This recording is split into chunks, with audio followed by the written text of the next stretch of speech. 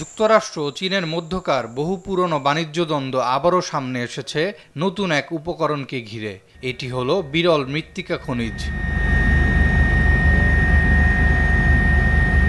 এই খনিজ কেবল প্রযুক্তির জন্য অপরিহার্য নয়, বরং সামরিক খাতেও এর ব্যবহার এখন অপরিহার্য হয়ে উঠেছে। চীন যখন এই খনিজের রপ্তানিতে নতুন করে কড়াকড়ি আরোপ করে, তখন পাল্টা হুঁশিয়ারি দেন মার্কিন প্রেসিডেন্ট ডোনাল্ড ট্রাম্প।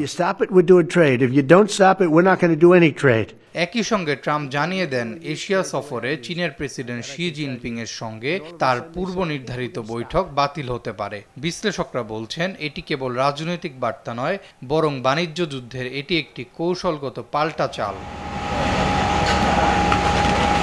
বিরল খনিজ, যার মধ্যে স্ক্যান্ডিয়াম, ইট্রিয়াম ও ল্যান্থেনাইড সিরিজের 15টি ধাতু রয়েছে। আধুনিক প্রযুক্তি থেকে শুরু করে সামরিক সরঞ্জামে রয়েছে ব্যাপক ব্যবহার।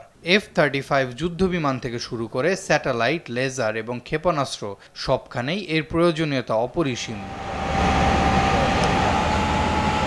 তবে বিরল হলেও এসব উপাদান একেবারে দুর্লভ নয়। প্রকৃত সংকট এর উত্তোলন ও প্রক্রিয়াজাতকরণে। আর এই দিক থেকেই চীনের একচেটিয়া প্রভাব বিশ্বজুড়ে আলোচনার কেন্দ্রবিন্দুতে। বিশ্বের মোট উৎপাদনের 61% আসে চীন থেকে, আর প্রক্রিয়াজাতকরণের ক্ষেত্রে এ হার 92%। যুক্তরাষ্ট্রে বর্তমানে মাত্র একটি সক্রিয় খনি রয়েছে, ক্যালিফোর্নিয়ায়। তবে সমস্যা হলো, উত্তোলনের পর ভারী বিরল খনিজ পৃথকীকরণ করতে হলে চীনেই যেতে হবে। এই পরিস্থিতিতে চীন আরও 5টি নতুন খনিজ রপ্তানির জন্য নিয়ন্ত্রণ তালিকায় যুক্ত করেছে। এছাড়া প্রক্রিয়াজাতকরণ প্রযুক্তি বিদেশে পাঠাতে হলেও এখন লাগবে সরকারি লাইসেন্স।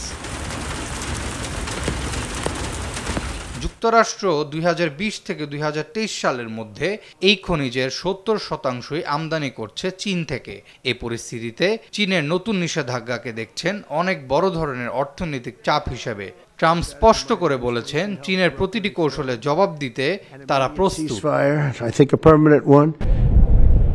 বাণিজ্য যুদ্ধ এখন আর কেবল শুল্ক আরোপে সীমাবদ্ধ নেই। চলমান বিরল খনিজ সংকট বুঝিয়ে দিচ্ছে, প্রযুক্তি, নিরাপত্তা এবং কাঁচামালের ওপর নিয়ন্ত্রণ ঘিরেই ভবিষ্যতের ভূ রাজনীতি নির্ধারিত হতে পারে।